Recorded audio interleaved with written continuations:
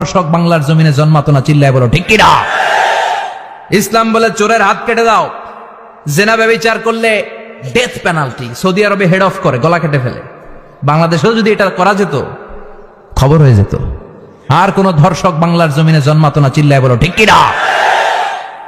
চুরি করলে হাত কাটো, কথাটা কার? السارق والسارقة فاقطعوا أيديهما جزاء بما كسبا نكالا من الله والله عزيز حكيم. If anyone steal something very precious from the society, the government should cut down his right hand. দামি কিছু চুরি করলে এটা সাক্ষীর দ্বারা সাব্যস্ত হলে গভর্নমেন্টের উচিত তার ডান হাতটা এক কোপ মেরে কেটে দেয়া। কার কথা? বানু মাখজুমিয়া গোত্রের এক মেয়ে মদিনাতে চুরিতে ধরা পড়ল। অনেক বড় ফ্যামিলির, ডিগনিফাইড শিল্পপতির মেয়ে। সাহাবারা বলল, এই মেয়ের হাত যদি বিশ্বনবী মদিনায় কেটে দেয়, মদিনাতে তো মারামারি লেগে যাবে।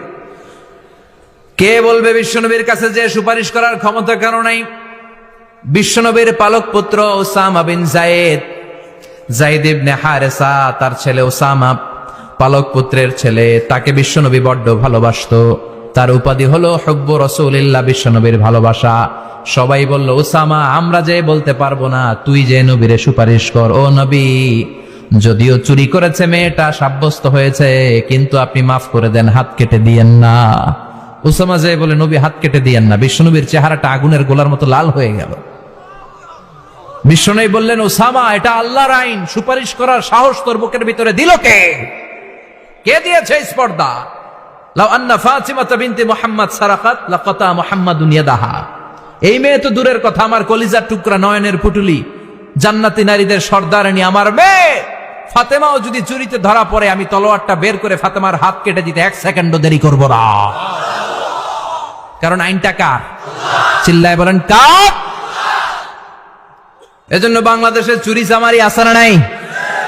হাজার হাজার কোটি টাকা উধাও হয়ে যায়, আছে না নাই?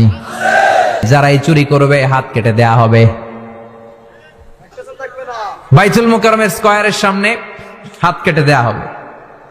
আর প্রতিটা চ্যানেল লাইভ ব্রডকাস্ট করবে, এটা সরাসরি সম্প্রচার। আমরা সবাই দেখবো কেমনে চোরদের হাত কাটে। এই নিয়ম যদি করে দেয়, দেশে আর চোর খুঁজে পাওয়া যাবে? কথা কন। তবে এই চোর লাউ চোর, ডাইল চোর, মুরগি চোর না, যারা হাজার কোটি টাকা মেরে দেয়। এক সিগনেচারে দেশের 10,000 কোটি টাকা নাই, চিল্লায় বলো ঠিক কিনা। এই চোরদের বিচার যদি করা যেত, তাহলে এই দেশে আর দুর্নীতি থাকতো না। দুর্নীতি দমন কমিশনের দরকার হতো না। মন্ত্রীদের রাতের ঘুম হারাম হতো না। এটা মদিনার সমাজ হয়ে যেত, শান্তির বাংলাদেশ হয়ে যেত, ঠিক কিনা। এজন্য আল্লাহ বললেন, গোলাম